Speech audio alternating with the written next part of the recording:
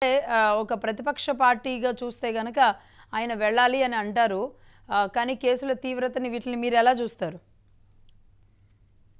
నమస్కారం అండి. మీకు ప్యానెల్లో ఉన్న పెద్దలకి, వీక్షకులందరికీ.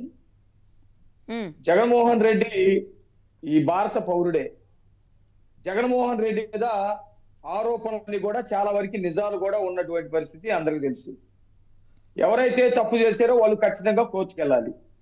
తప్పే కాదు, ఆరోపణలు వచ్చినా కానీ నిరూపించుకోవడానికి కోర్టుకు వెళ్లాల్సినటువంటి పరిస్థితి ఎవరి మీదైనా ఉంటుంది.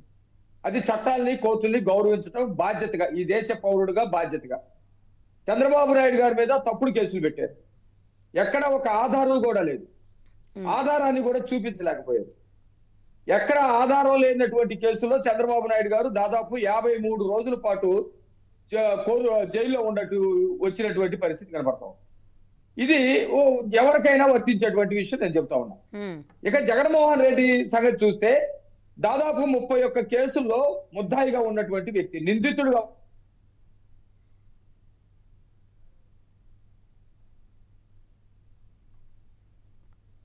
మాణిక్యాలరావు గారు, రైట్. రజనీ గారు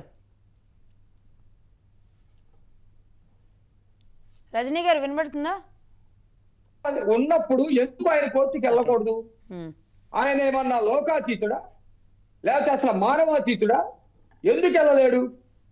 అతను చేసినటువంటి నేరాల విషయంలో జగన్మోహన్ రెడ్డి తండ్రి రాజశేఖర్ రెడ్డి ముఖ్యమంత్రిగా ఉన్నటువంటి కాలంలో ఆర్థిక దోపిడీ చేశారు. భారతదేశంలో హత్య కంటే ఆర్థిక దోపిడీ చాలా ప్రధానమైంది, చాలా శిక్షార్హమైనటువంటి కేసులు. అలాంటి కేసులు, వాన్పిక్ కేసులు చాలా ఉన్నాయి. మన జడ్జి గారు చెప్తారు, చాలా కేసులు ఉన్నాయి, దాదాపు 31 కేసులు. ఈ కేసులన్నిటిలో చాలా వాటిలో ఆధారాలు ఉన్న తర్వాత వాటి నుంచి తప్పించుకోవటం కోసమే రాజకీయాల్లో ప్రధానమైనటువంటి స్థానంలోకి రావటం కోసం సెంటిమెంట్ రేజ్ చేసి తండ్రి లేని పిల్లవాడిని చెప్పి మొత్తం కూడా తిరిగి ముఖ్యమంత్రి అయ్యాడు. ముఖ్యమంత్రి అయిన తర్వాత కోర్టులు కూడా మ్యానిపులేట్ చేసేటువంటి పరిస్థితికి తీసుకొచ్చాడు.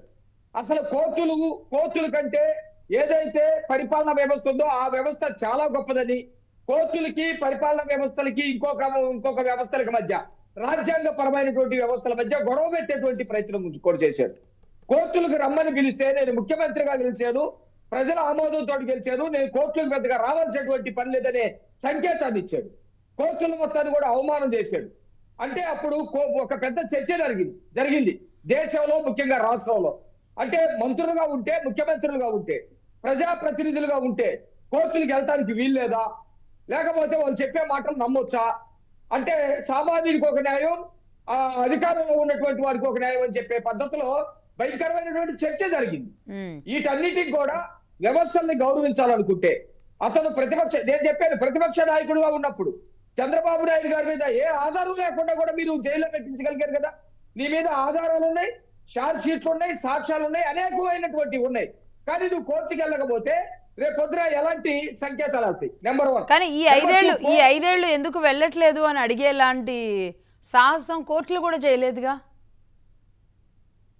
ఎస్, అప్పుడు సామాన్యులకి ఎలాంటి సంకేతాలు అవుతాయి? ఆ రోజు ఏం చెప్పాడు జగన్మోహన్ రెడ్డి?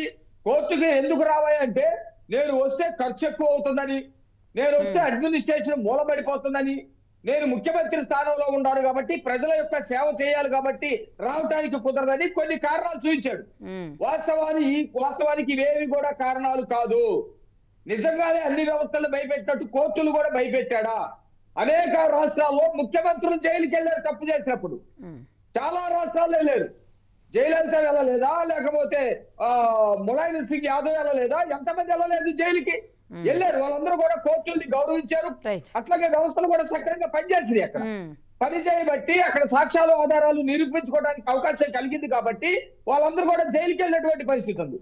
ఇప్పుడైనా సరే ఖచ్చితంగా జగన్మోహన్ రెడ్డి ఒక రకంగా మొన్న ఫిబ్రవరిలో కోర్టు సిబిఐకి ఆదేశించిన పరిస్థితుల నేపథ్యంలో ఖచ్చితంగా ఏప్రిల్ వరకు ఆల్మోస్ట్ ఈ కేసులన్నింటినీ కూడా క్లోజ్ చేస్తామన్నారు. ఇప్పుడు జూన్ వచ్చింది కాబట్టి స్పీడ్ అందుకుంటుంది. బట్ వెళతారా లేదా అనేది సందిగ్ధం. ఒకసారి రజనీ గారు ఏమంటారో చూద్దాం. రజనీ గారు, మీరు అడ్వకేట్ కూడా, మీకు తెలుసు అంటే ఒక నాయకుల మీద కేసులు ఉన్నప్పుడు వెళ్ళకపోతే అది ఖచ్చితంగా ప్రజల మీద పడుతుంది. 5 ఏళ్ల పాటు ముఖ్యమంత్రిగా ఉండడం వల్ల ఆయన వెళ్ళని పరిస్థితి ఉంది.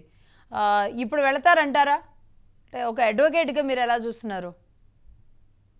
అది ఎలా అంటే ప్రేమించారా, ప్రేమించాల్సి వచ్చిందా అన్నట్టుగా ఉంది మీ మాట. ఎందుకంటే ఇక తప్పదు ఇక.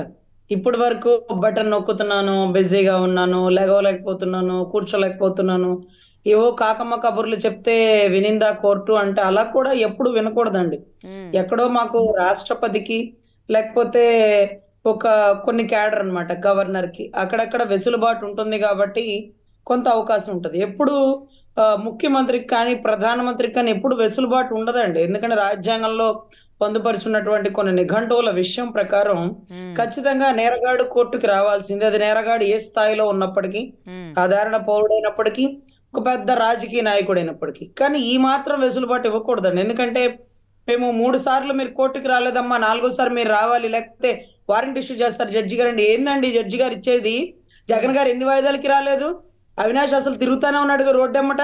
ఆ పిల్లగాడు ఏం చేశాడని 3 సార్లకే జడ్జి గారు వారెంట్ ఇష్యూ చేసి అరెస్ట్ అంటే వాళ్ళని ఏం చేశారు? వాళ్ళకి గాడిదలు కాస్తున్నారా? వాళ్ళకో న్యాయం మాకో న్యాయమా? రాజ్యాంగంలో ఏమైనా రాసిందా అని అడుగుతుంటే మేము చెప్పలేకపోతున్నామండి. అలా కాదులేమ్మా, అది కేసు ఏ వేరే కేసు అండి బాబు. ఆ పిల్లగాడు ఏమన్నా 10 మందిని నరికాడా? చిన్న కేసులు అరెస్ట్ చేసి పడేస్తారా? పెద్ద కేసు అయితే అరెస్ట్ చేయరా అని అడుగుతున్న టైం అండి. సో మాకు అసలు మేము ఆ వృత్తిలో మేము అసలు చెప్పలేకపోతున్నాం సమాధానం ఈ పనికి మాలిన చెత్త కేసుల వల్ల. ఖచ్చితంగా అదే అవినాష్ గారిది కూడా ఇప్పుడు చూసాంగా మేడం, అవినాష్ గారిది కూడా చూసాం కదా, నెట్ట నిలువుగా అంటే చివరి నిమిషం వరకు అరెస్ట్ ఉన్నది అనుకున్నది ఎలా కర్నూలు దాటి వెళ్ళిపోయారు. అంటే ఏదో ఒక సినిమాటిక్గా ఇన్నాళ్ళు సాగింది, కానీ ఇప్పుడు అలా ఉండడానికి అవుతుందా? 100% అవదండి. అసలు అది వింత విచిత్రం ఏంటంటే ఆంధ్ర పోలీసు వారు సిబిఐ వారిని తరిమి కొట్టారా? ఆంధ్రాలో ఉన్నటువంటి కర్నూలు రౌడీలు విశ్వభారతి హాస్పిటల్ లోపలికి సిబిఐ వాళ్ళని పోనివ్వలేదా? ఇదంతా ఒక ఎత్తు అండి. ఇప్పుడు అయిపోయింది జగన్మోహన్ రెడ్డి గారి డ్రామాలు అంతా రంగులు వెలిసిన ఊసరవెల్లి లాగా అయిపోయింది. కాబట్టి ఇప్పుడు రాగల కాలంలో 11 కేసులకి పూర్తిగా కంప్లీట్ గా ఛార్జ్ షీట్లు అయిపోయింది. డిశ్చార్జ్ పిటిషన్లు పీక మీద కత్తిలా కూర్చున్నాయి. ఇప్పుడు గనక 2 సంవత్సరాలు శిక్ష పడితే, అట్లీస్ట్ 2 సంవత్సరాలు శిక్ష పడితే రాగల 6 సంవత్సరాలలో ఆయన ఏ రాజకీయ పార్టీల్లో పోటీ చేయకూడదు. ముఖ్యమంత్రి అభ్యర్థి సైడ్ అయిపోతే పార్టీని నడపగల నాయకుడు మరి ఎవరో మాకైతే తెలియదు. సో ఖచ్చితంగా 2029కి ఆయన పోటీ చేయడానికి కూడా పనికిరాని పరిస్థితుల్లో రాష్ట్ర ప్రజలు ఆయన్ని మార్చబోతున్నారు. ఇప్పుడైతే అసెంబ్లీకి రాలేదు, రేపైతే అసలు పోటీ కూడా చేయలేడు. ఎందుకంటే అట్లీస్ట్ ఈ కేసులన్నిటికీ ఇక శిక్షలు బిగినైపోయే తరుణం, సంవత్సరంలో కంప్లీట్ చేయండి అంటూ సుప్రీంకోర్టు కూడా కొరడా జాడిస్తున్న పరిస్థితులు. సో ఈ 1 year టార్గెట్ లో అవినీతి ఆరోపణలు ఎదుర్కొంటున్నటువంటి చంద్రబాబు గారు లాంటి వారు బయటకు వస్తారు. అవినీతి చేసినటువంటి గౌరవ మన జగన్మోహన్ రెడ్డి గారు ఇక లోపలికి వెళ్తారు. ఇప్పటివరకు బిజీ షెడ్యూల్ అన్నారు కాబట్టి ఇక ఆ బిజీ లేవండి. అసలు చాలా దారుణం ఏంటంటే పాపం కోడికత్తి సీను కేసు విషయంలో కోర్టుకి రమ్మంటే, బాబు నువ్వు బాధితుడు నాయనా, నీకు కుట్లు పడిని, ఆ కుట్లెన్ని కట్లెన్ని ఇవి చెప్పాలి నాయనా, నువ్వు కోర్టుకు రా, నీ వల్ల 5 ఏళ్ళు ఒకడు నలిగిపోతున్నాడంటే లోతైన దర్యాప్తు చేయమంటారు లక్ష్మి గారు. ఇంకా లోతు ఎంత దించాలో మాకైతే అర్థం కాదు. ఆల్రెడీ అసలు అది ఎంత లోతు కత్తి దిగిందో తెలియదు. దిగిన కత్తి ఏమన్నా ఆయన చేతిలో ఇరుక్కుందా, లేకపోతే పాపం ఆ కోడికత్తి సీను చేతిలో ఏమన్నా ఉందా? అసలు అతని ఇంటి పేరేటో కూడా మేము మర్చిపోయామండి. పాపం ఆ సీన్ కి ముందు కోడికత్తి తగిలిచ్చేసారు, అది దారుణం. ఇటువంటి పరిస్థితుల్లో అసలు నేరం చేశాడా చేయలేదా? నేను చాలా ఎవిడెంటరీతో ప్రూవ్ చేశాను లక్ష్మి గారు, మీకు కూడా గుర్తుండాలి. చేతిలో వాటర్ బాటిల్స్ పట్టుకొని చాలా దూరంగా నుంచున్నాడు. కత్తి అతని చేతిలో లేదు, అదేదో సినిమాల్లో గుచ్చుకున్నాడు చేతిలో, కింద ఎక్కడో పడిందంట, బొత్స గారు మేనల్లో తీశాడు. తర్వాత ఆయన స్టార్ తిరిగిపోయింది. దూరంగా వాటర్ బాటిల్ పట్టుకున్నాడు, 5 ఏళ్ళు లోపల ఉన్నాడు. ఇవాళ వస్తాం రేపు వస్తాం అంటూ కోర్టుకు రావట్లేదు, నానా సాకిలు చెప్తున్నారు. మీరు గుర్తు చేసినట్టు కోడికత్తి లేదంటే వివేకానంద హత్య కేసులో ఆ కుటుంబం అంటే అవినాష్ రెడ్డి గారు కావచ్చు, లేదంటే అసలు అవినాష్ రెడ్డి గారిని విచారిస్తే ఇంకెవరెవరు వచ్చేవాళ్ళు అది కూడా కావచ్చు. ఇట్లా ఇప్పుడు ఈ కేసులు దాదాపుగా 31 వదిలేసిన 11 సిబిఐ కేసులు అంటే మామూలు విషయం అండి. ఈరోజు సిబిఐని ఈరోజు టాప్ మన మొత్తం ఒక రకంగా ప్రపంచంలోనే భారతదేశ సిబిఐకి ఒక మంచి గుర్తింపు ఉంది.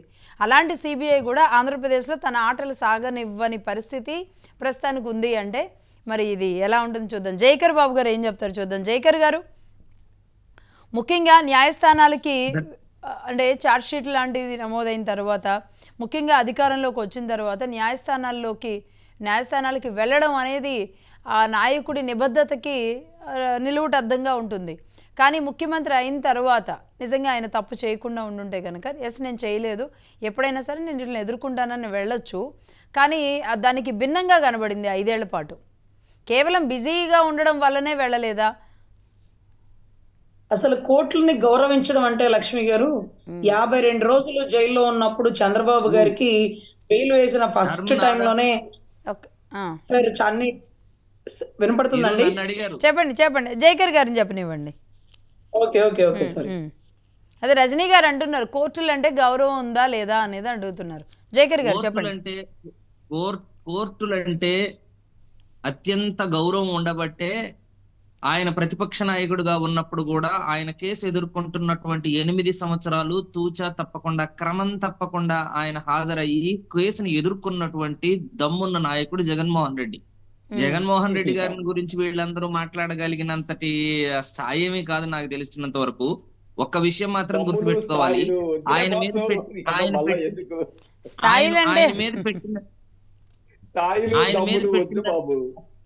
ఇప్పుడు నేను మిగతా వాళ్ళు మాట్లాడుతున్నప్పుడు నేను మాట్లాడలేదు, నేను మాట్లాడేటప్పుడు కూడా మాట్లాడకుండా ఉంటే మాట్లాడండి.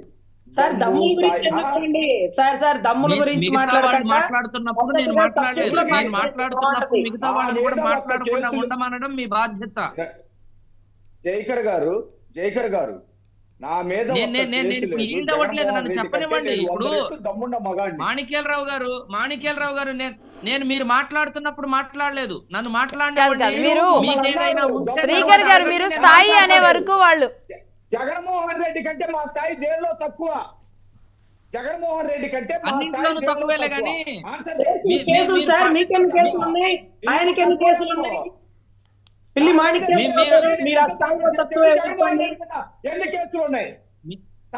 మీ స్థాయిలు ఏంటో మీకు తెలుసు, ప్రజలకు తెలుసులే గాని మీ స్థాయిలు ఏంటో మీకు తెలుసు, ప్రజలకు తెలుసు. మగరం చేయటమా స్థాయి? దోపిడీ చేయటమా స్థాయి? ప్రజల ఆస్తులు దొబ్బేయటమా స్థాయి? జైల్లో ఉండటమా స్థాయి? లక్ష్మి గారు ఇటువంటి నీచ స్థాయి కామెంట్లు చేయడమే వీళ్ళ స్థాయి. గోల్ ఏంటండి? ఆగండి ఒక సెకండ్ ఆగండి. కాదు శ్రీకర్ గారు వాళ్ళకి మాట్లాడటానికి ఏమీ లేక ఇలా నీచంగా ఎదుటివాడి వ్యక్తిత్వాన్ని హరణం చేస్తూ వీళ్ళు నీచ స్థాయి ఇక్కడే బయటపడుతుంది కదా. శ్రీకర్ గారు ఒక్క నిమిషం ఆగండి.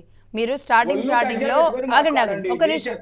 మాణిక్యారావు గారు నీచ స్థాయి ఇక్కడే బయటపడుతుంది. ఎదుటివాడి మీద అభాండాలు వేసి అవాకులు చవాకులు పేలడమే మీ నీచ స్థాయి. ఇంతకన్నా నీచానికి దిగజారుతారా? ఏమండి ఈ పిల్లి మాణిక్యారావు గారు కేసులు పెట్టలేదు జగన్మోహన్ రెడ్డి గారి మీద. జగన్మోహన్ రెడ్డి గారు అఫిడవిట్ లో రజనీ గారు పెట్టలేదు. కేసుల గురించి మాట్లాడదు శ్రీకర్ గారు. మీరు స్థాయిల గురించి మాట్లాడడం వల్ల వాళ్ళ మనోభావాలు దెబ్బతింటాయి. మాణిక్యారావు గారు మీరు కూడా ఆగండి ఒక నిమిషం. చంద్రబాబు నాయుడు లాంటి హంతకుడిని పక్కన పెట్టుకొని అటువంటి హంతకుడిని వెంట పెట్టుకొని వస్తూ ఆయన వెనకాల మాట్లాడేటటువంటి మాణిక్యారావు గారి స్థాయి గురించి మాట్లాడాల్సిన అవసరంలా. ఆయన చంద్రబాబు నాయుడు లాంటి హంతకుడినే పక్కన పెట్టుకున్నాడు, మామనే చంపేశాడు కదా. శ్రీకర్ గారు ఏం మాట్లాడుతున్నారు? ఒక సెకండ్ ఆగండి. మీరు ఉమామహేశ్వరి ఊరేసి చంపింది ఎవరు? చంద్రబాబు నాయుడు కదా. ఉమామహేశ్వరిని ఊరేసి చంపింది ఎవరు? రామ్మూర్తి నాయుడికి చెయ్యి బిగించింది ఎవరు? ఆయన మాట్లాడదలుచుకుంటే కోర్టులు కేసులు ఆయన ఏం మాట్లాడుతున్నారండి? ఏం మాట్లాడుతున్నారు? ఆగండి. శ్రీకర్ గారు నిరూపించుకున్నారు. అక్కడ ఏం మాట్లాడుతున్నారు మీరు? ఇలాంటి 10 మంది మీరు ఎందుకు అసలుకే పారిపోయిన వైసీపీ వాళ్ళందరూ ఎవరో ఢిల్లీ మాణిక్యావరా మాటలు లేనటువంటి సమాధానాలు లేనటువంటి నీలాంటి స్థాయి లేనటువంటి వాళ్ళతో మాట్లాడమే తప్పు, చాలా తప్పు. శ్రీకర్ గారు ఏం మాట్లాడుతున్నారు? ఒకసారి ఆగండి. పిచ్చిగా మాట్లాడితే నా స్థాయి ఏందో నీ స్థాయి నువ్వు ఎక్కడ ఉంటావు చెప్పు. నా స్థాయి ఏందో చూపిస్తా. ఆగండి, ఆగండి. మాణిక్యారావు గారు ఆగండి. మీరు చాలా తప్పు మాట్లాడుతున్నారు. మాణిక్యారావు గారు ఆగండి. మాణిక్యారావు గారు ఆగండి. ఆస్తులు దొబ్బేశారని చెప్పి మాట్లాడుతుంటే స్థాయి గురించి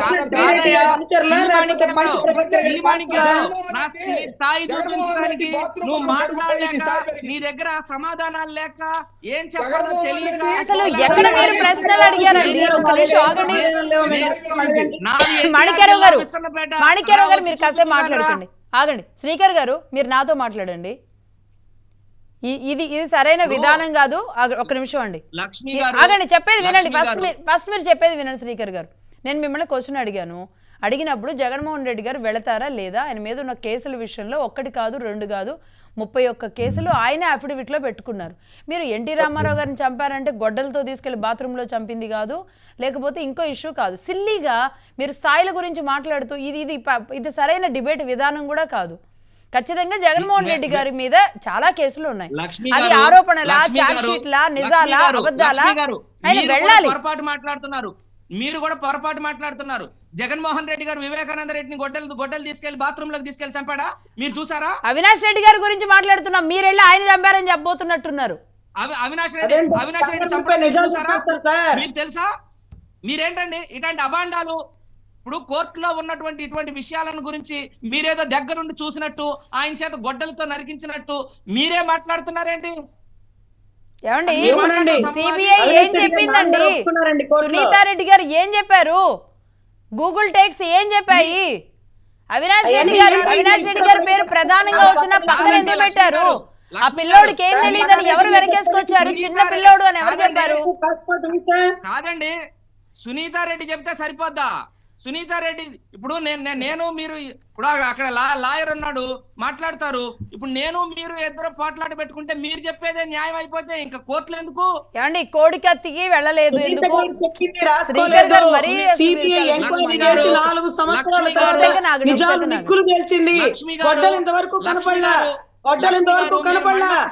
ఏం మాట్లాడుతున్నారు మీరు? ఏం మాట్లాడుతున్నారు? ఎందుకు హాజరవ్వలేదు?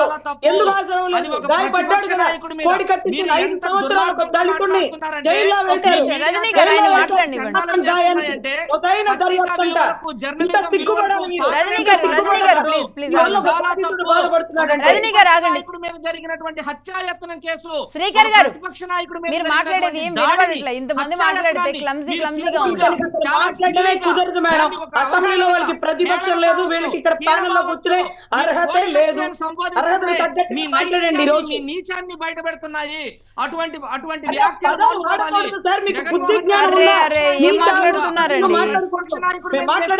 దాడిని పట్టుకొని, ఒక హత్యాయత్నాన్ని పట్టుకొని మీరు సింపుల్ గా సిల్లీగా నీచంగా మాట్లాడడం, సైన్యంగా మాట్లాడడం అనేది పత్రికా విలువలకు ధర్మం కాదు. అది జర్నలిజం. శ్రీకర్ గారు ఒక విషయం అండి, మీరు అంటే ఎందుకు మీరు ఈ విషయంలో ఇంత ఆవేశం ఎందుకు పడుతున్నారో నాకైతే అర్థం కావట్లేదు. ఎక్కడి నుంచి ఎక్కడ డ్రైవ్ అవుతుంది అంటే సరే ఉండడం తప్పేం కాదండి. ఏ పార్టీ నాయకులకి ఆ పార్టీ మీద ఉండడం తప్పేం కాదు. శ్రీకర్ గారు లాంటి వాళ్ళు, సారీ ఓకే, నాకు మీ పేరు ఎప్పటి నుంచి ఫస్ట్ నుంచి కూడా శ్రీకర్ అనే వస్తుంది. ఓకే, జైకర్ గారు, ఇప్పుడు ఇక్కడ అడుగుతున్నది జగన్మోహన్ రెడ్డి గారు కోర్టులకు వెళ్ళే అవకాశాలు ఉందా లేదా? ఆయన మీద పిల్లి మాణిక్యారావు గారు, జడ్జి రామకృష్ణ గారు, రజనీ గారు, చంద్రబాబు నాయుడు గారు కేసు పెట్టలేదు. ఆయన మీద దాదాపుగా 12 ఏళ్ల క్రితం జరిగిన కేసులు. ఆయన కోర్టుకు వెళ్ళారు. ఎక్కడెక్కడ అవకతవకలు జరిగినాయి, ఎక్కడెక్కడ క్విడ్ ప్రోకో జరిగింది, ఏ విధంగా జరిగింది, మాజీ జేడీ లక్ష్మీనారాయణ గారు లాంటి వాళ్ళు కూడా చాలా సందర్భాల్లో చెప్పారు. అందరూ కూడా ఇది ఒక పెద్ద కేస్ స్టడీగా చూడాలి అన్నారు. జస్ట్ ఒక అధికారాన్ని పక్కన పెట్టుకొని జగన్మోహన్ రెడ్డి గారు సంపాదించిన ఆస్తులన్నీ కూడా అనేకం బయటకు వచ్చినాయి. సిబిఐ, ఈడీ ఇవన్నీ రంగంలోకి దిగినాయి. కాబట్టి 5 ఏళ్ల పాటు ఆయన వెళ్ళలేదు, ఆయన వ్యక్తిగత హాజరు లేదు, ఆయన తరపున అడ్వకేట్లే వెళుతున్నారు. మీరు కేసులే లేవు, అడ్వకేట్లు లేవు, అంతా క్లోజ్ అయిపోయిందంటే అవ్వదు కదా. ఇప్పుడు వెళ్తారా లేదా అది చెప్పండి. లక్ష్మి గారు మీరు ఎందుకు ఇలా అబద్ధంగా ప్రకటిస్తున్నారు? నేను ఎక్కడా కేసులు లేవు అని అనలేదే, కేసులు లేవని నేను అనలేదే. మీరేమంటున్నారు? చంద్రబాబు నాయుడు గారి హత్యలు ఆయన ఏదో హత్య చేశారని ఆయనకి కూడా అదే పెట్టారు కదా, నారాసుర రక్త చరిత్ర అని. అట్లాగే ఏదో ఒకటి మనం రంగు బుద్దాం రక్తం బుద్దాం అంటే అవ్వదు కదా. అందుకే ప్రశాంతంగా చెప్పండి, ఇంకా రామకృష్ణ గారు కూడా మాట్లాడాలి.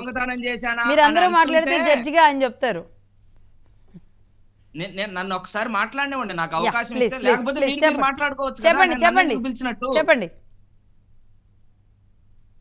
అన్యాయంగాను అక్రమంగాను కాంగ్రెస్ పార్టీ తెలుగుదేశం పార్టీ ఇద్దరు కుమ్మక్కయ్యి అతని మీద పెట్టినటువంటి అక్రమ కేసులను ఎదుర్కొన్నటువంటి ధైర్యవంతుడు ధీరోదాత్తుడు జగన్మోహన్ రెడ్డి గారు.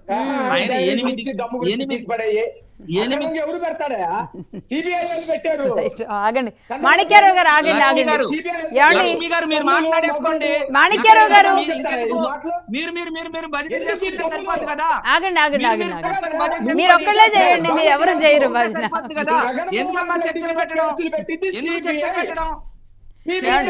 మాణిక్యారావు గారు ఒక సెకండ్ ఆగండి. ధైర్యవంతుడు ధీరోదాత్తుడు దమ్ము ధైర్యం ఇవన్నీ ఆయన చెప్తున్నారు, చెప్పనివ్వండి. చెప్పండి. జైకర్ గారు చెప్పండి. మాణిక్యారావు గారు చెప్పనివ్వండి. మాణిక్యారావు గారు చెప్పండి. జైకర్ గారు చెప్పండి, సమయం వేస్ట్ అవుతుంది. చెప్పండి. వాళ్ళు మాట్లాడుతున్నప్పుడు నేను మాట్లాడలేదు. ప్లీజ్ చెప్పండి. మీరు కంక్లూడ్ చేయండి త్వరగా. అంటే మీరు ఏమనుకుంటున్నారు చెప్పండి. 100% వీళ్ళు చేసినటువంటి తప్పుడు కేసుల్ని ఆయన ఎదుర్కొంటాడు. మేం కోరుకునేది కూడా అదే, మేము ఫస్ట్ నుంచి చెప్తున్నది అదే. 2012 నుంచి తూచా తప్పకుండా రెగ్యులర్ గా ధైర్యంగా చంద్రబాబు నాయుడు లాగా 30 సంవత్సరాల నుంచి స్టేల్ మీద బ్రతకట్లేదు. 30 సంవత్సరాల నుంచి ప్రతి కేసు నాట్ బిఫోర్ మీ అనే నాటకాల మధ్య బ్రతకట్లేదు. టెక్నికల్ ఎర్రర్స్ ను పట్టుకొని టెక్నికల్ డిఫాల్ట్స్ మీద ఆయన ఏమి స్టేల్ మీద బ్రతకట్లేదు. న్యాయ వ్యవస్థలో ఉన్నటువంటి విష బీజాలన్నింటినీ పట్టుకొని ఈజీగా తప్పించుకొని తిరగట్లేదు. జగన్మోహన్ రెడ్డి మీద అన్యాయంగా అక్రమంగా కేసు బనాయిస్తే ఆ బనాయించిన కేసుని ఆయన ధైర్యంగా ఎదుర్కొంటూ, నేను ఇప్పటికీ చెప్తున్నా, 5 సంవత్సరాల ముఖ్యమంత్రిగా ఆయన పాలనలో బిజీగా ఉండడం మూలాన ఆయన రాలేకపోవచ్చు. ఇప్పటికీ చెప్తున్నా, మేము కేసును ధైర్యంగా ఎదుర్కొంటాం.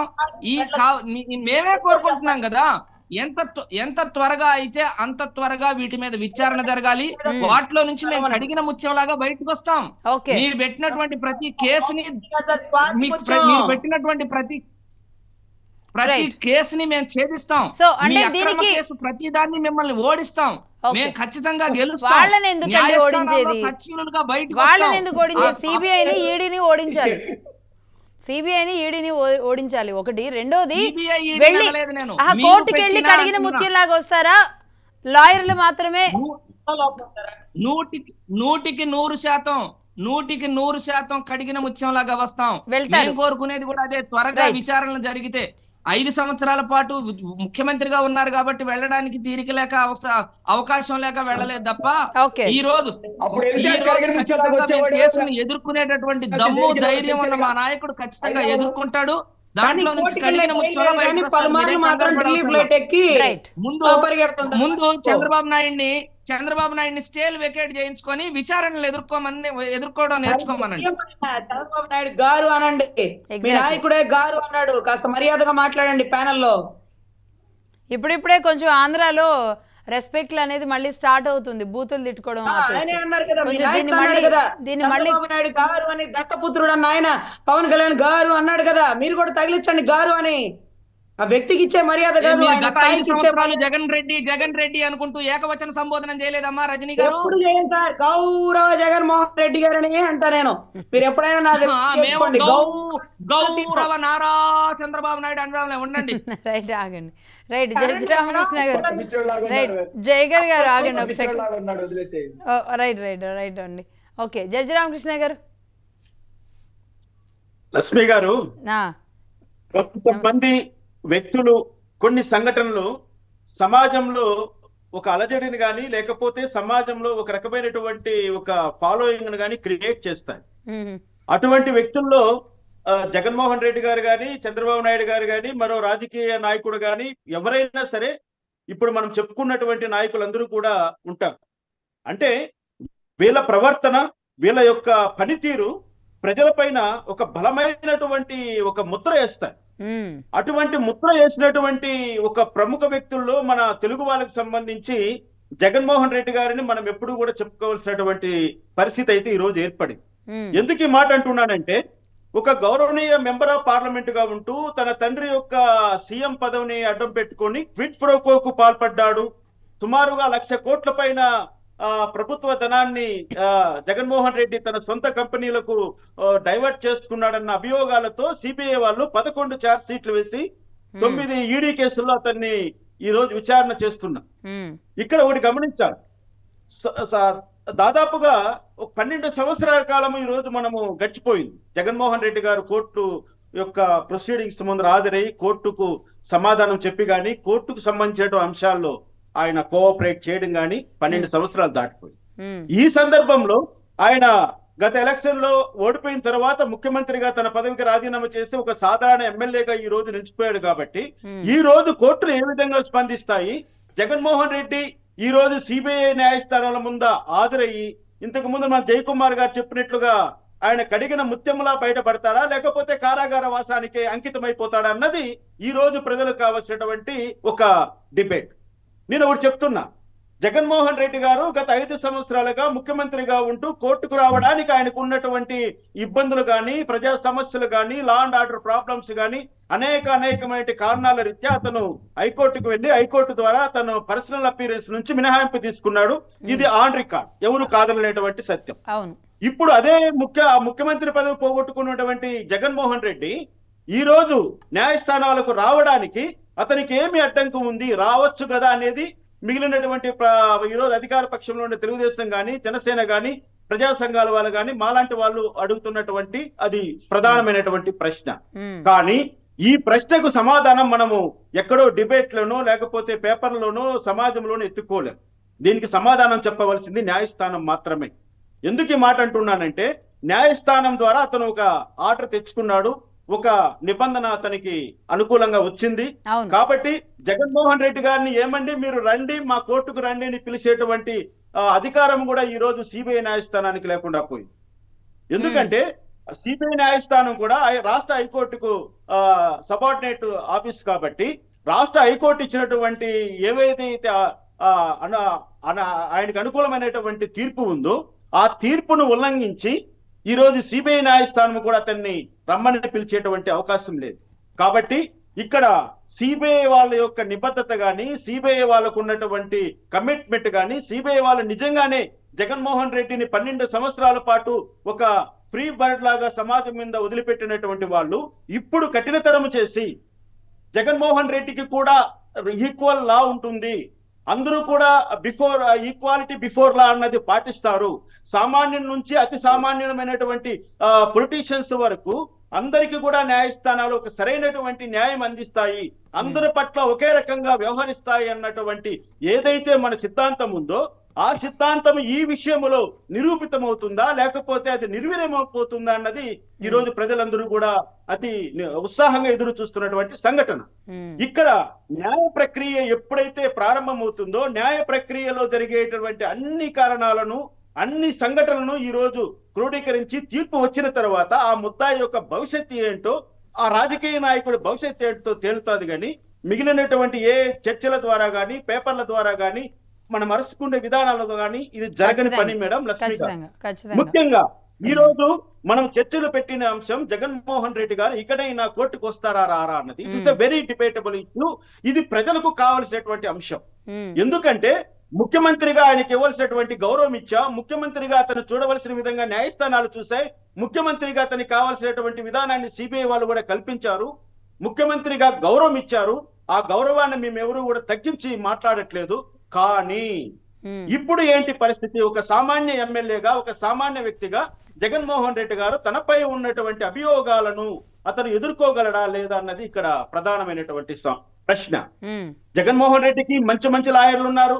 జగన్మోహన్ రెడ్డి కూడా దేశంలోనే పేరు గాల్చినటువంటి మహామహులైనటువంటి న్యాయవాదులను పెట్టుకొని తన కేసులు తను పరిశీలి చేసుకుంటున్నాడు. కాబట్టి జగన్మోహన్ రెడ్డి న్యాయ ప్రక్రియను గురించి భయపడవలసినటువంటి అవసరం లేదు. ఎందుకంటే అతనికి ఉన్నటువంటి న్యాయవాదులు అటువంటి సామర్థ్యత కలిగిన వారు. ఇప్పుడు వాళ్ళ సమర్థత టెస్ట్ చేసేటువంటి అంశం కోర్టు పరిధిలోకి వచ్చేసింది. ఇప్పుడు జగన్మోహన్ రెడ్డి నేరం చేశాడా లేదా అని నిరూపించవలసిన బాధ్యత సిబిఐ పైన ఎంత ఉందో, జగన్మోహన్ రెడ్డి గారు ఎటువంటి నేరం చేయలేదని చెప్పుకోవలసిన బాధ్యత కూడా జగన్మోహన్ రెడ్డి న్యాయవాదుల పైన ఉంటుంది. ఇది న్యాయస్థానాలలో న్యాయవాదులు న్యాయమూర్తులు కలిసి నిర్ణయం చేసేటువంటి ఈ అంశాన్ని మనము చాలా జాగ్రత్తగా దీన్ని మనం మాట్లాడితే బాగుంటుందని నేను చెప్తున్నాను. ఎందుకంటే చంద్రబాబు నాయుడు గారి పైన ఉన్న కేసుల గురించి మనం ఇక్కడ డిబేట్ పెట్టలేదు. చంద్రబాబు నాయుడు గారు ఉమామహేశ్వర్ గారిని ఉరేశాడని మనం మాట్లాడుకోవాల్సినటువంటి అవసరం లేదు. చంద్రబాబు నాయుడు గారు కూడా 52 రోజులు ఆయన కూడా రాజమండ్రి జైల్లో ఉన్నాడు. అది అన్యాయమని, అక్రమమని, తప్పుడు కేసులని తెలుగుదేశం పార్టీ వాళ్ళు వాదిస్తున్నారు. వాళ్ళ వాదన కూడా కోర్టులు వింటాయి. అందులో నిజానిజాలు కూడా కోర్టులు విన్నాయి. అనేక రకాలుగా వాళ్ళు కూడా అటు అన్ని కోర్టులు తిరిగారు. జిల్లా కోర్టు దగ్గర నుంచి హైకోర్టు దగ్గర నుంచి సుప్రీంకోర్టు వరకు అన్ని కోర్టులు తిరిగారు.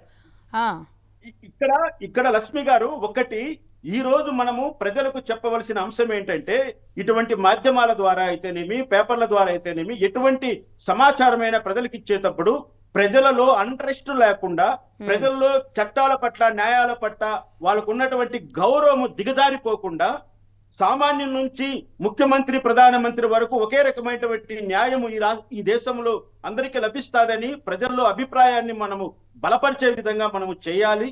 అటువంటి కార్యక్రమాల్లోనే మనము పాల్గొనాలి. ఇక్కడ గమనించవలసింది, జగన్మోహన్ రెడ్డి గారికి హైకోర్టు వాళ్ళు ఇచ్చినటువంటి వెసులుబాటు పరిస్థితి ఏంటని మనం ఇక్కడ గమనించాలి. ఇప్పుడు జగన్మోహన్ రెడ్డి ముఖ్యమంత్రిగా తనకు ఉన్నటువంటి ఇబ్బందుల దృష్ట్యా అతనికి కోర్టు నుంచి పర్సనల్ మినహాయింపు ఇచ్చారు. మీరు కోర్టుకు రావాల్సిన అవసరం లేదు, మీ న్యాయవాది ద్వారా మీ వాదనలు వినిపించవచ్చు అని హైకోర్టు చెప్పింది. కానీ ఇక్కడ సమస్య ఒకటి ఉత్పన్నమైంది. ఏంటంటే ఆ పరిధి ఎంతవరకు? జగన్మోహన్ రెడ్డి ముఖ్యమంత్రిగా ఉన్నంత వరకే ఆయన కోర్టుకు రాకుండా మినహాయింపు పొందాడా, లేకపోతే ఆర్డర్ ప్రకారం ఆయన ఎప్పుడు కోర్టుకు రాకుండా మినహాయింపు పొందాడనేది ఇక్కడ ఆ ఆర్డర్ లో ఒక స్పష్టత లేకపోవడం వల్ల ఈ రోజు ఈ సమస్య చాలా క్లిష్టంగా తయారైంది. ఒకవేళ ఎప్పటికీ ఆయన రాకుండా ఉండేలాంటి, అంటే ఇన్ని కేసుల్లో ఉన్న వ్యక్తి ఎప్పటికీ రాకుండా ఉండేలాంటి వెసులుబాటు కోర్టులు ఇస్తాయంటారా? ఇచ్చేసింది ఇప్పుడు కోర్టు.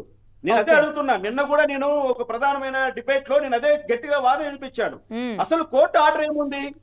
అసలు మేము ఆర్డర్ పాస్ చేసేటప్పుడు టిల్ అని ఆర్డర్ పెడతామండి. టిల్ సోన్ సోన్ పెడతాం, డేట్ పెడతాం, లేదా ఒక సంఘటన జరిగే వరకు అని పెడతాం.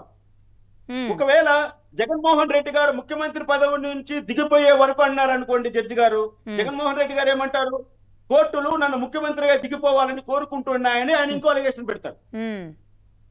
కానీ జగన్మోహన్ రెడ్డి గారు పలానా డేట్ నుంచి పలానా డేట్ వరకే ఆయనకి మినహాయింపు ఉందని పెట్టడానికి కోర్టుకు అవకాశం ఉందా లేదా అనేది ఇక్కడ పెద్ద చర్చనీయాంశమైంది. ఇప్పుడు ఎన్ని రోజులు ఆయన కోర్టుకు రాకుండా కోర్టు నిరోధించింది హైకోర్టు వాళ్ళు. అసలు హైకోర్టు ఆర్డర్ ఏంటి? హైకోర్టు ఆ విధమైనటువంటి ఆర్డర్ ఇవ్వడానికి జరిగినటువంటి కంపల్సరీస్ ఏంటి? ఆ రోజు పరిస్థితులు ఏంటి? ఇక్కడ సమస్య ఉత్పన్నమైంది కోర్టు ఆర్డర్ ద్వారా. దానినే ఈ రోజు జగన్మోహన్ రెడ్డి న్యాయవాదులు దాన్నే వాడుకోబోతున్నారు. పలానా తేదీ నుంచి పలానా తేదీ వరకు నా మినహాయింపు ఇచ్చిందని కోర్టు ఆర్డర్ లో లేదు కాబట్టి మరి ఏప్రిల్ 30 నాటికి, అంటే మొన్న ఏప్రిల్ 30కి ఎన్నికలు రాకపోతే గనక అప్పటికే ఎమ్మెల్యేలు ఎంపీల మీద ఉన్న ఈ డిశ్చార్జీల కేసుల విషయంలో ముందుకు వెళ్ళాలి అని ఆదేశాలు ఉన్నాయి కదండి. లక్ష్మి గారు నేను ఒక మాట చెప్తున్నాను. ఆ ఆర్డర్ వచ్చింది ఇప్పుడు కాదు. జస్టిస్ ఎన్వి రమణ గారు చీఫ్ జస్టిస్ గా ఉన్నప్పుడు వచ్చినటువంటి ఆర్డర్ అది. ఎప్పుడో ఓ కాలం నాటి ఆర్డర్ అది. కానీ ఫిబ్రవరిలో కదా ఇది.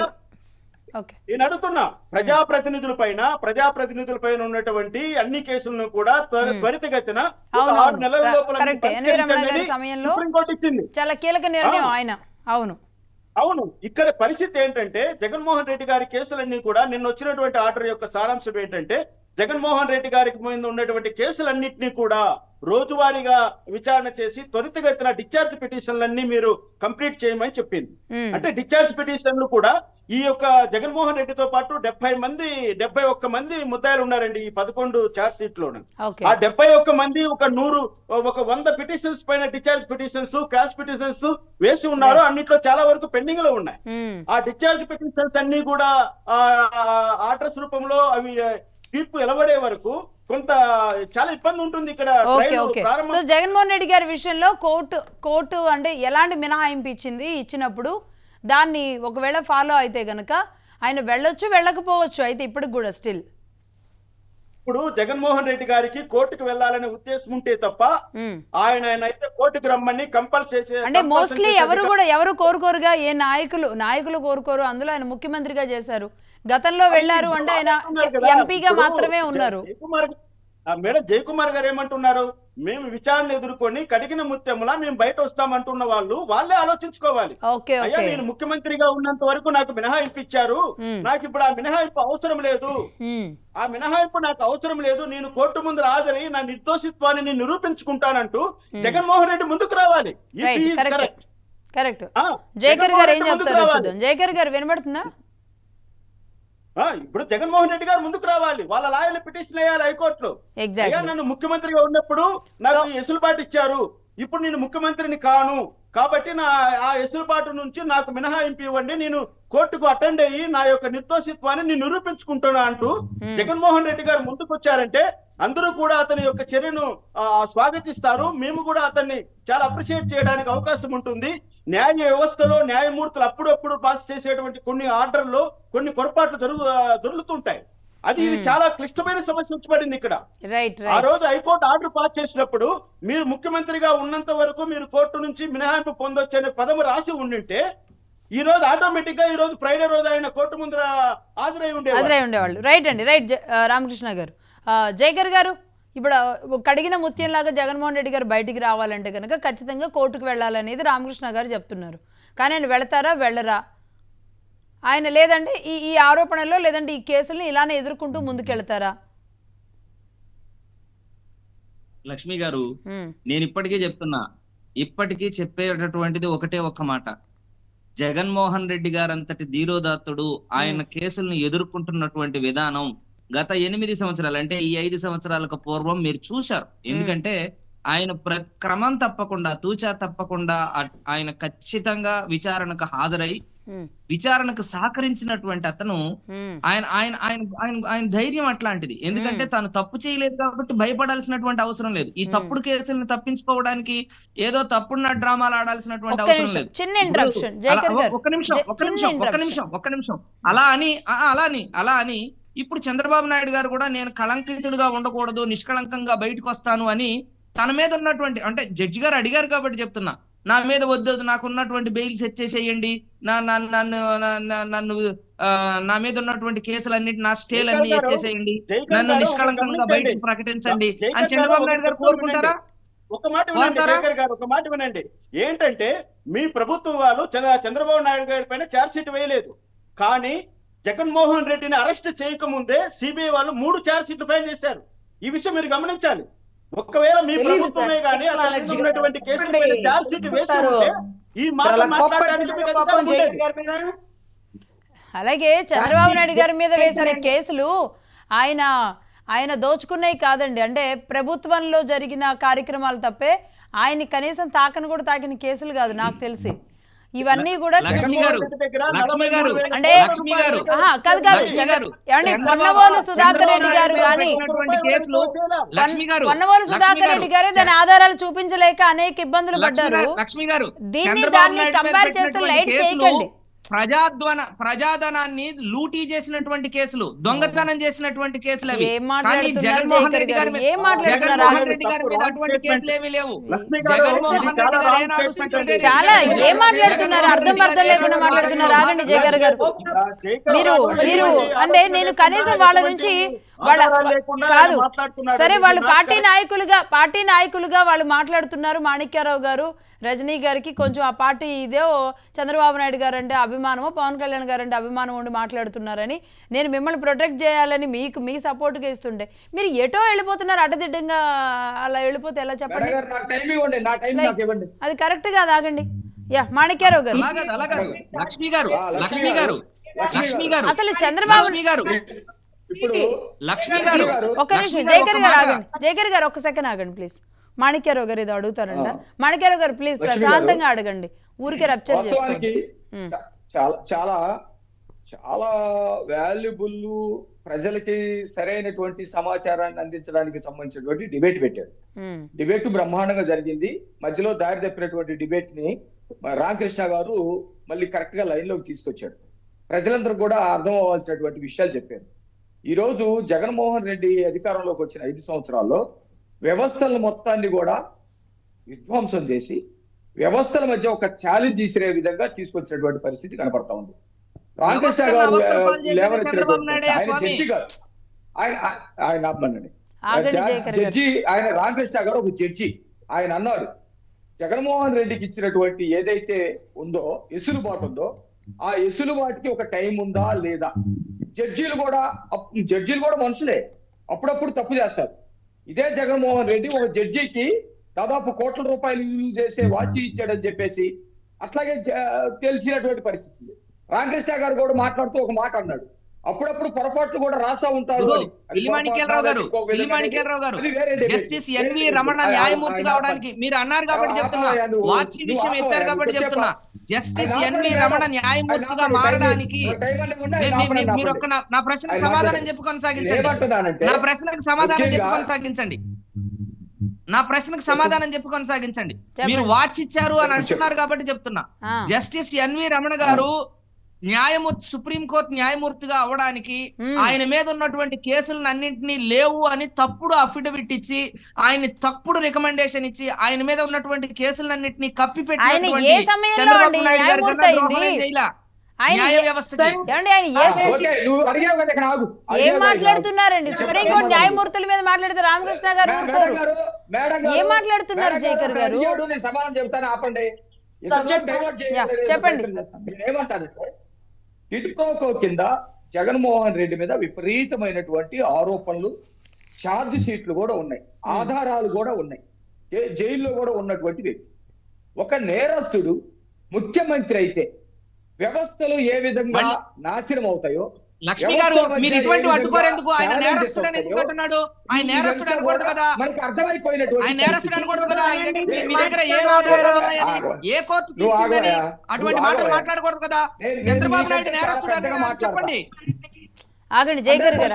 నేరస్తుడు జగన్మోహన్ రెడ్డి, అందులో వేరేదేముంది? చంద్రబాబు నాయుడు మించిన నేరస్తుడు కాదు, చంద్రబాబు నాయుడు మించిన ఆర్థిక ఉగ్రవాది కాదు, చంద్రబాబు నాయుడు మించిన నేరస్తుడే కాదు. చంద్రబాబు నాయుడు అధికారంలో వస్తున్నాడు. జైకర్ గారు జగన్మోహన్ రెడ్డి సెక్రటరీ లేదు, ఏనాడు జగన్మోహన్ రెడ్డి అధికారంలో జైకర్ గారు తప్పుడు కేసులు. జైకర్ గారు ఆగండి, ఏం మాట్లాడుతున్నారు? ఆగండి చంద్రబాబు నాయుడు జైకర్ గారు ఆగండి. Skill development case, ring road case, అంగళ్ళలో రాళ్లు విసిరిన కేసు అవి చంద్రబాబు నాయుడు గారి మీద ఉంది. ఏం మాట్లాడుతున్నారు? ఆయన ప్రభుత్వంలో ఉన్నప్పుడు ఆయన తీసుకున్న కొన్ని పనుల మీద కేసులు పెడితే దేశం అంతా ఒకటైంది ఆయన విషయంలో. తప్పండి, నేను ప్రశాంతంగా ఓపిక పడుతుంటే మీరు ఎందుకు అలా మాట్లాడుతున్నారు? ఏ కేసులకి ఏ తీవ్రత ఉంది అనేది కూడా మనం తెలుసుకోకపోతే ఎట్లా? ఏ కేసుల తీవ్రత ఎలా ఉంది? Charge sheet వేయలేకపోయారు. దాసుడైన పొనగోలు గారు లేకపోతే ఆయన తాలూకా అడ్వకేట్లందరూ చార్జ్ షీట్ వేశారు.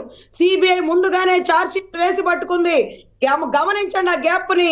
ముఖ్యమంత్రి లక్ష్మి గారు, మాణిక్యారావు గారు చెప్పండి. ఇప్పుడు రజనీ గారు చెప్పినట్టు చంద్రబాబు నాయుడు గారిని అక్రమంగా కేసులు ఇరికిచ్చిన దాంట్లో ఛార్జ్ షీట్ సంగతి పక్కన పట్టేయండి. 53 రోజులు ఆయన జైల్లో పెడితే ఒక ఆధారం చూపించలా. అవును, ఆధారం కూడా చూపించలేనటువంటి పరిస్థితిలో వాళ్ళు ఉన్నారు. ఇది చాలా చాలా ఇంపార్టెంట్ విషయం. వీళ్ళు రాజధానిని మీరు ఆగండి జైకర్ గారు, మీ వాయిస్ ఆగండి, మీ వాయిస్ ఒక్క నిమిషం ఆయన మొత్తం చెప్పనివ్వండి. రాజధానిని రద్దు చేయడం కోసం అసెంబ్లీలో తీర్మానం పెట్టినప్పుడు మాట మాట్లాడేది. కోర్టులు ఎక్కువ లేకపోతే శాసన వ్యవస్థ, పరిపాలన వ్యవస్థ ఎక్కువ అని చెప్పేసి కోర్టుల మీద అనేకమైనటువంటి దోషాలు చేశారు. కోర్టుల్లో ఉన్నటువంటి వాళ్ళకి కులాలను అంటగట్టారు. ఈ రోజు కూడా రామకృష్ణ గారు చెప్పిన పాయింట్, వాస్తవానికి నాకు ఆ పాయింట్ తెలియదు. రామకృష్ణ గారు చెప్పిన తర్వాత ఆ పాయింట్ విషయంలో న్యాయ వ్యవస్థ కూడా ఈ రోజు అనేకమైనటువంటి సవాలుని ఎదుర్కోవాల్సి వస్తా ఉంది. ఆ సవాలుని ఎదుర్కోవటానికి జగన్మోహన్ రెడ్డి కొత్త లేపాడు. జగన్మోహన్ రెడ్డి ఏం చేశాడు అనేది తేలాల్సినటువంటి పరిస్థితి ఉంది. న్యాయమూర్తులు పర్మనెంట్ గా ఉండరు, న్యాయ వ్యవస్థ ఉంటుంది. ఆ న్యాయమూర్తి ఇచ్చినటువంటి ఏదైతే తీర్పు ఉందో, జగన్మోహన్ రెడ్డికి ఇచ్చినటువంటి ఎసులుబాటు ఉందో దాని మీద చర్చ అవుతుంది. అందుకని కేసు స్టడీ అవుతుంది. జగన్మోహన్ రెడ్డిది ప్రతిదీ కేసు స్టడీ అయినటువంటి పరిస్థితి ఉంది. దీన్ని ఆధారంగా అన్ని చర్చకు వస్తాయి.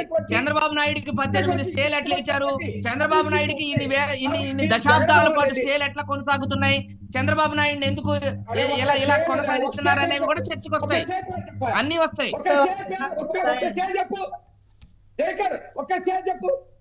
స్టే తెలియదు సార్, ఆయన ఏదో రాసుకొచ్చాడు, ఆ 2 ముక్కలే చెప్తున్నాడు. స్టేల్ మొత్తం స్టేల్ నేను చెప్తున్నాను కదా 2000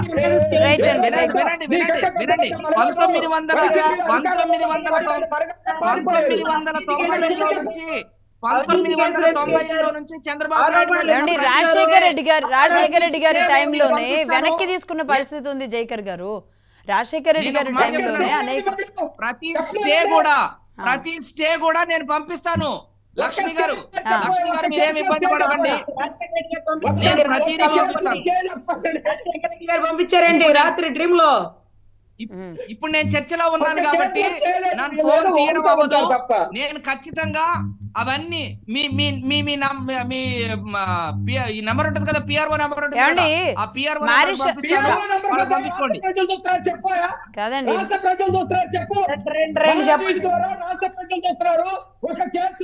సరే, అంటే జగన్మోహన్ రెడ్డి గారు వెళతారా లేదా అనేది జైకర్ గారు చెప్పలేనప్పటికీ, కాకపోతే ఆయన ఒక మాట అన్నారు, కడిగిన ముత్యంలాగా బయటకు వస్తారని. కడిగిన ముత్యంలాగా బయటికి రావాలంటే రామకృష్ణ గారు చెప్పినట్లుగా ఖచ్చితంగా కోర్టుకు వెళ్లాల్సి వస్తుంది. లక్ష్మి గారు ఎప్పుడు కోర్టు కూడా అండి, ఎప్పుడు కోర్టు ముఖ్యమంత్రి కదా అని కోర్టుకి రానక్కర్లేదు అనే ఆర్డర్ అసలు ఉండదండి. ఎప్పుడైనా ఒక పిటిషన్ ఎక్స్టెన్షన్ ఆర్డర్ ఉంటది, అంటే వాయిదా రేపు 10వ తారీఖు వరకు వేస్తున్నాం, 5 నెలలకు వేస్తున్నాం అంటారు. 5 నెలల తర్వాత kindly extension that interim order అని మేమే కోర్టులకు వెళ్ళి మొత్తుకునే వాళ్ళం. ఎందుకంటే ఆర్డర్ అలా కంటిన్యూ అవ్వదు. ఆ టయానికి వాయిదాకి వెళ్ళి పాపం వాళ్ళు కోర్టులో పెట్టుకున్న లాయర్లు వెళ్ళి ఎక్స్టెన్షన్ దట్ ఇంటీరియం ఆర్డర్ అని చెప్పాలా, ఇంకా ఫైనల్ ఆర్డర్ అవ్వలేదు, ఆర్గ్యుమెంట్ అవ్వలేదు. రజనీ గారు చిన్న క్లారిఫికేషన్ క్షమించాలి. చెప్పండి. ఇక్కడ రజనీ గారు ఒక్క నిమిషం, రామకృష్ణ గారు ఏదో చెప్తున్నారు. జగన్మోహన్ రెడ్డి గారి విషయంలో జరిగిన చిన్న పొరపాటు ఏంటంటే, ఆయన సిబిఐ కోర్టుకు మొట్టమొదటిసారిగా నివేదన ఇచ్చాడు. ఇప్పుడు ఆయన ముఖ్యమంత్రి అయిన 3 నెలల తర్వాత ఆయన కోర్టుకు అటెండ్ అయ్యాడు. కోర్టుకు అటెండ్ అయ్యితూ మళ్ళీ 2వసారి వాయిదాకి వెళ్ళేటప్పుడు ఆయన ఒక పిటిషన్ ఫైల్ చేశాడు. ఆ పిటిషన్ ఏం చేసింది, సిబిఐ కోర్టు వాళ్ళు డిస్మిస్ చేశారు. దాన్ని ఆయన హైకోర్టులో ఛాలెంజ్ చేశాడు, తెలంగాణ రాష్ట్ర హైకోర్టులో. అప్పుడు తెలంగాణ రాష్ట్ర హైకోర్టులో జరిగిన వింత పరిణామం ఏమిటంటే, ఆయన ఈ విధంగా చెప్తున్నాడు కాబట్టి, ఇవన్నీ కూడా వాస్తవాలుగా కనపడుతున్నాయి కాబట్టి జగన్మోహన్ రెడ్డి గారు ఈ కేసు నుంచి మినహాయింపు అనేది ఇచ్చారు. ఏంటండి ఇక్కడ ముఖ్యమంత్రి ఎప్పుడు ఎవరు అన్నా అప్పుడు కేసీఆర్ గారు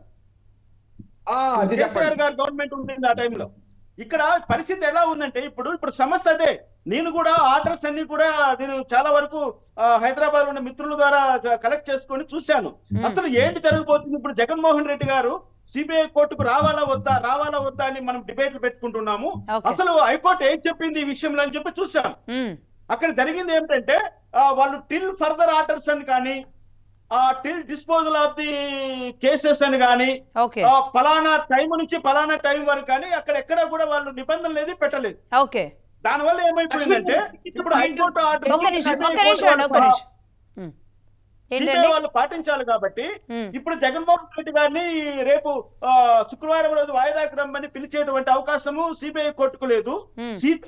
సిబిఐ కూడా ఇతన్ని కోర్టుకు పిల్లండి అని చెప్పేటువంటి వెసులుబాటు వాళ్ళకు లేదు. ఇప్పుడు జరగాల్సింది ఒకటే, ఏదైతే రాష్ట్ర హైకోర్టు వాళ్ళు జగన్మోహన్ రెడ్డి చిన్న ప్రశ్న రామకృష్ణ గారు చెప్పొచ్చా? చెప్పండి. ఇప్పుడు సిబిఐ దాని మీద జగన్మోహన్ రెడ్డి హైకోర్టుకి వెళ్ళాడు. హైకోర్టు వెసులుబాటు ఇచ్చింది. ఆ వెసులుబాటుకి టైం చెప్పినప్పుడు ఇదే సిబిఐ మళ్ళీ సుప్రీంకోర్టు కానీ హైకోర్టుకి కానీ వెళ్ళి ఆ విషయంలో హైకోర్టు పలానా విషయంలో వెసులుబాటుకి టైం ఇవ్వలేదని వెళ్ళొచ్చా? సిబిఐ 100% సిబిఐ వాళ్ళు వెళ్ళవచ్చు.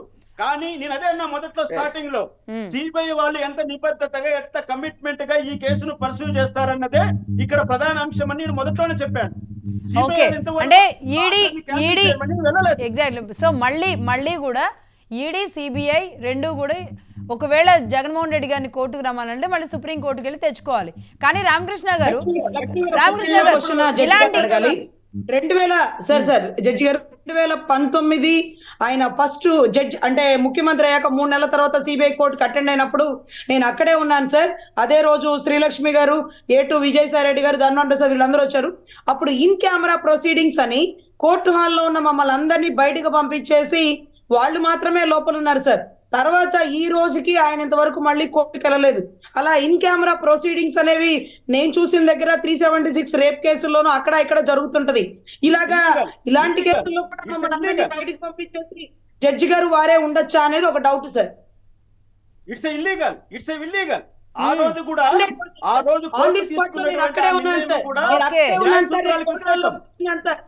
నోట్స్ రాసుకుందామని కూర్చుంటే అక్కడి నుంచి అటెండర్ బయటికి పంపించేశాడు. ఇన్ కెమెరా ప్రొసీడింగ్స్ జరుగుతున్నాయి, మీరు అందరూ వెళ్ళిపోవాలని. వాళ్ళ అడ్వకేట్, వీళ్ళ అడ్వకేట్, జగన్ గారు, శ్రీలక్ష్మి గారు, A2 విజయసాయి రెడ్డి గారే లోపల ఉన్నారు సార్. నన్ను బయటికి గెంటేశారు. ఇన్ కెమెరా అనే పదాన్ని 10 సార్లు వాడి లోపల కూర్చున్న 20 మందిని బయటికి గెంటేసి 4గురితో జరిపించారు సార్. అది కరెక్టా కాదా? రామకృష్ణ గారు, ఇక్కడ రజనీ గారు ప్రత్యక్ష సాక్షి. అంటే ఏంటి ఇన్ కెమెరా ప్రొసీడింగ్స్? నోట్స్ తెచ్చుకొని పోయాను సార్, రాసుకుందాం కదా అని. అప్పుడు శ్రీలక్ష్మి గారు ఏంటి ఇలా చేతులు పెడుతున్నారు, అటు ఇటు తిరిగేస్తున్నారు. ఇవిడ మానసిక పరిస్థితి బాగలేదు, ఎవర్రా బాబు ఏమనుకున్నా. తర్వాత చెప్పారు ఆవిడే శ్రీలక్ష్మి గారు అని. ఈ రోజు మరి మన టాప్ మోస్ట్ IAS గారు. సో అప్పుడు ఇన్ కెమెరా ప్రొసీడింగ్స్ అని అన్నారు సార్. అది ఎంతవరకు కరెక్ట్? దాని తర్వాత ఈ రోజు కూడా జడ్జి గారు ఏదైతే గౌరవ జగన్మోహన్ రెడ్డి గారు కోర్టుకు వెళ్ళని పరిస్థితి, ఆ రోజు జడ్జి గారు మమ్మల్ని ఎందుకు బయటికి పంపించారు? ఆ కేసుల్లో రామకృష్ణ గారు, ఇది చాలా పెద్ద కీలక అంశం. అసలు ఏం జరిగింది ఆ రోజు జడ్జి గారు ముందు, ఆ తర్వాత ఎందుకు జగన్మోహన్ రెడ్డి గారు వెళ్ళలేదు? ఇక్కడ న్యాయస్థానాలు జగన్మోహన్ రెడ్డి పట్ల ఎంత ఉదారంగా వ్యవహరించాయో ఇది ఒక ఉదాహరణగా మనం చెప్పుకోవచ్చు. ఎందుకంటే ఇన్ కెమెరా ప్రొసీడింగ్స్ కండక్ట్ చేయడానికి ఆ జడ్జి గారికి అతని కంటే పైకోర్టు నుంచి కన్నా ఉత్తర్వులు ఉండాలి, లేదంటే సిఆర్పిసిలోనో క్రిమినల్ రూల్స్ ఆఫ్ ప్రాక్టీస్ లోనో అటువంటి వెసులుబాటు ఉండాలి. ఇన్ కెమెరా ప్రొసీడింగ్స్ కేవలం మేడం గారు చెప్పినట్లుగా కేవలం ఒక స్త్రీకి సంబంధించినటువంటి వ్యక్తిగత విషయాలకు సంబంధించిన అంశాల్లోనే ఇన్ కెమెరా ప్రొసీడింగ్స్ ఉంటాయి, కానీ ఒక సీఎం కు సంబంధించినటువంటి విచారణలు ఎప్పుడు ఇన్ కెమెరా ప్రొసీడింగ్స్ ఉండవు. ఎందుకంటే అవసరమైతే సీఎం కేసును టెలికాస్ట్ చేయాలి ప్రజలకు. కానీ ఇక్కడ న్యాయస్థానం ఉదారంగా వ్యవహరించింది అని చెప్పడం కోసం ఏ మాత్రం సందేహించట్లేదు. పైగా ఆ రోజు ఎందుకు ఇటువంటి ఆర్డర్స్ పాస్ అయ్యాయని ఈ రోజు కూడా మేము చాలా చోట్ల చర్చించుకుంటూ ఉంటాం. అంటే జగన్మోహన్ రెడ్డికి న్యాయస్థానాలు ఏ విధంగా అనుకూలమైనటువంటి వాతావరణాన్ని క్రియేట్ చేశాయని చెప్పవచ్చు, కానీ మా పైన ఏదైనా కంటెంప్ట్ ఆఫ్ కోర్టు కేసులు కూడా పెట్టే ప్రమాదం ఉంటుంది. కాబట్టి మేము అంటున్నది ఒకటే, న్యాయస్థానాలు చాలా ఉదారంగా డబ్బున్న వాళ్ళ పట్ల, అధికారం ఉన్న వాళ్ళ పట్ల ప్రవర్తిస్తాయి అని మేము చెప్తున్నాం ఈ రోజు సమాజానికి. దానికి ఉదాహరణగా జగన్మోహన్ రెడ్డి యొక్క కేసుల యొక్క స్టడీని ప్రజల ముందర పెడుతున్నాం. ఇది ప్రజలు ఆలోచించుకోవాలి ఇప్పుడు. ఓకే, రైట్ అండి. అంటే అనేక కాన్స్పరెన్సీస్ అయితే ఈ పర్మిషన్ ఇచ్చిన దాంట్లో కనబడుతున్నాయి. అసలు ఇందులో ఎగ్జాక్ట్ ఆర్డర్ కాపీ ఏది ఉంది అనేది ఇప్పటివరకు ఎవరికి తెలియదు. సో బేస్డ్ ఆన్ ఆర్డర్ కాపీయే జగన్మోహన్ రెడ్డి గారు రేపు వెళతారా లేదా అనేది డిపెండ్ అయి ఉంది. అసలు ఆ కాపీ చూడడానికి కూడా వేరే వాళ్ళకి అవకాశం లేదు. చూపించట్లేదు. బేసికలీ ఏ ఆర్డర్ కాపీ అయినా బయటకు వస్తుంది, కానీ ఈ 5 ఏళ్లలో ఆ కాపీ కూడా రాలేదు. సో మొత్తంగా అయితే ఇప్పుడు సిబిఐ సీరియస్ గా తీసుకొని రంగంలోకి దిగాలి. మరి ఇన్ని కేసులు, ఇన్ని ఛార్జ్ షీట్లు వేసిన తర్వాత ఇప్పుడు చేతులు కట్టుకొని సిబిఐ కూర్చుంది అంటే కనుక సిబిఐ మీద కూడా అబాండం పడుతుంది. ముఖ్యమంత్రిగా ఉన్నారు, బిజీగా ఉన్నారనే ఎన్నాళ్ళు అనుకున్నాం, కానీ అంతకు మించి ఏదో జరిగింది అనేది అయితే ఇప్పుడు రజనీ గారు ప్రత్యక్ష సాక్షిగా చెప్తుంటే అర్థమవుతుంది. నేను ఒక విషయం చెప్తా వినండి. జగన్మోహన్ రెడ్డి గారి పైన 11 సిబిఐ కేసులు విచారణలో ఉన్నాయి. ఈ 11 కేసుల్లోనూ 11 పిటిషన్స్ ఫైల్ చేయాలండి.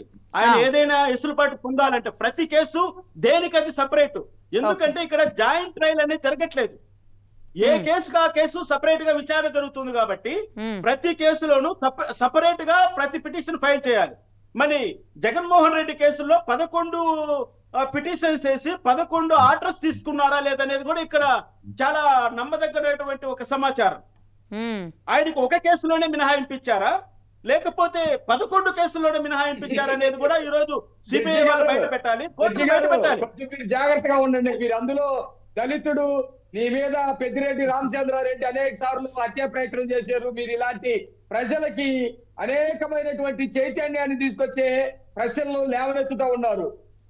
చాలా జాగ్రత్తగా ఉండాలి. జగన్మోహన్ రెడ్డి మామూలు కాదు. నేను అదే అడుగుతున్నా, న్యాయస్థానాల్లో జరిగే జగన్ నాటకాలన్నీ చూసిన వాడిని, తెలిసిన వాడిని కాబట్టి చెప్తున్నా. నేను ఇప్పుడు అడుగుతున్నా, ఏమన్నా కానీ జగన్మోహన్ రెడ్డికి 11 కేసుల్లోనే ఇచ్చారా మినహాయింపు, లేకపోతే వాన్ పిక్ కేసులో మాత్రమే ఇచ్చారా? ఈ వాన్ పిక్ కేసు అనేది charge sheet number 4. It's a charge sheet number 4. Ram కి గ్రూప్ సంబంధించింది చార్జ్ షీట్ నెంబర్ 3. అదే విధంగా సబితా ఇంద్రారెడ్డి గారు ఇన్వాల్వ్ అయినటువంటి case charge sheet number 6. Mopidevi Venkataramana involve అయినటువంటి case charge sheet number 7. Hindu infrastructure involve అయినటువంటి కేసులు charge sheet 9 and 10. Charge sheet 11 వచ్చిందను మొత్తం 36 ఉంది. నేను అంటున్నా మొత్తం అంతా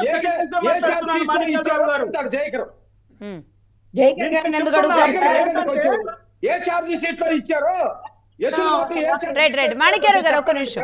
రామకృష్ణ గారు అంటే ఇన్ని చార్జ్ షీట్లలో కూడా వెసులుబాటు ఒకేసారి ఇచ్చే అవకాశాలు అయితే ఉండవంటారు?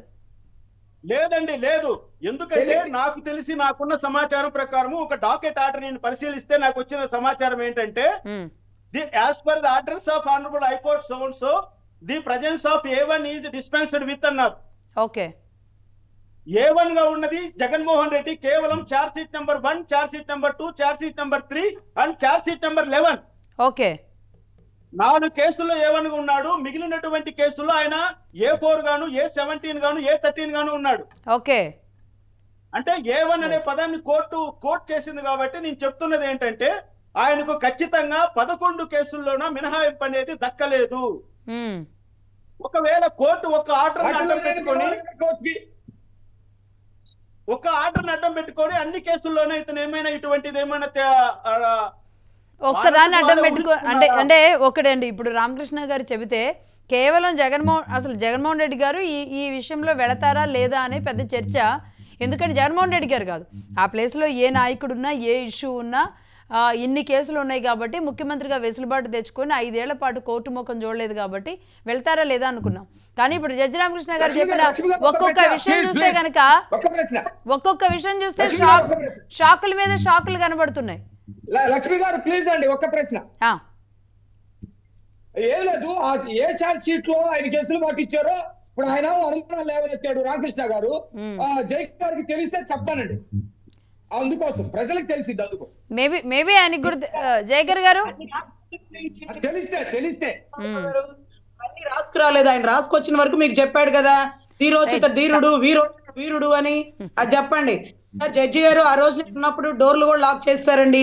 అసలు కనీసం లోపల ఏం జరుగుతుందో మాకు వినపడలేదండి. బయట నుంచి వాళ్ళు లోపలికి వెళ్ళిపోయారు. జీడిపప్పులు, పిస్తా పప్పులు ఏదో పట్టుకుని వాళ్ళ గన్మెన్ కూడా బయట నుంచున్నాడు. ఇదంతా వాస్తవ విషయం, నా కళ్ళ ముందు జరిగిన విషయం అండి. నేను కష్టపడి సిబిఐ కేసు గురించి ఎలా మాట్లాడుతున్నారు, ఏం ఆర్గ్యుమెంట్ చెప్తున్నారు, నోట్స్ రాసుకునే అవకాశం కల్పించలేదు. ఇన్ కెమెరా ప్రొసీడింగ్స్ అంటే అసలు అప్పట్లో నాకు అసలు దాని గురించి అర్థం కాదు. చాలా పెద్ద స్టడీ చేసినా కూడా మీరు చెప్పినట్టుగా ఎక్కడా కూడా నాకు చిన్న క్లూ కూడా దొరకలేదండి. 376 లో ఆడవాళ్ళు కొన్ని ముఖ్యమైన విషయాలు అందరి ముందు చెప్పలేరు కాబట్టి తలుపులు వేయండి అంటారు. వీళ్ళేంతో గళ్ళు తాళాలు వేసేసి లోపల ఏం జరిగిపోయిందో తెలియదు. ఈ రోజు వరకు మరి ఆయన కోర్టు మెట్లు ఎక్కలేదు. సో ఇవన్నీ మనం అనుమానించాల్సిన విషయాలు. మొత్తంగా ఒకటి ఇన్ కెమెరా ప్రొసీడింగ్స్ అనేవి మహిళలకు సంబంధించి, అది కూడా మహిళలను మాత్రమే విచారించడానికి జడ్జి అండ్ వీళ్ళు మాత్రమే ఉంటారు. కానీ జగన్మోహన్ రెడ్డి గారి కేసులో ఆ ప్రొసీడింగ్ తీసుకొని మొత్తానికి విచారణ చేశారు. ఏ ఛార్జ్ షీట్లో ఆయనకి వెసులుబాటు ఇచ్చారు, ఎన్ని ఛార్జ్ షీట్లో ఇచ్చారు, మొత్తానికి ఆయన రావద్దు అని ఇచ్చారా, కేవలం ముఖ్యమంత్రిగా ఉన్న కాలపరిమితి వరకు రావద్దు అని చెప్పారా, మరి ఆయన 30 ఏళ్ళు ఉంటానని కోర్టుకి అని చెప్పారేమో, కాబట్టి 30 ఏళ్ల వరకు ఉందా, ఏం జరిగింది అనేది మాత్రం చాలా నిజాలు తెలియాలండి. ఇప్పుడు ఈరోజు జడ్జి రామకృష్ణ గారు అడిగినట్లుగా ఆ కాపీ ఆర్డర్ వస్తే కానీ రేపేం జరుగుతుంది అనేది తేలే అవకాశాలు ఉన్నాయి. ఖచ్చితంగా ప్రజలు చూస్తున్నారు కాబట్టి ఆ కాపీ ఆర్డర్ బయట పెట్టాల్సిన పరిస్థితి కోర్టులకు కూడా ఉంటుంది. ఒకవేళ చేయకపోతే కనుక తెలంగాణలో ఉంది కాబట్టి రాష్ట్ర ప్రభుత్వం మీద కూడా ఆ మరక మచ్చ పడకుండా కోర్టుల్ని రాష్ట్ర ప్రభుత్వం కూడా రిక్వెస్ట్ చేసుకునే అవకాశమో, లేదా రాష్ట్ర ప్రభుత్వం కూడా కొంచెం జడ్జిలతో మాట్లాడే అవకాశం లాంటివి కూడా ఉంటుందేమో. ఎందుకంటే సునీత గారు తెలంగాణ కోర్టులు నమ్ముకుని, హైకోర్టు నమ్ముకుని ఇక్కడ కేసు ట్రాన్స్ఫర్ చేసుకున్నారు.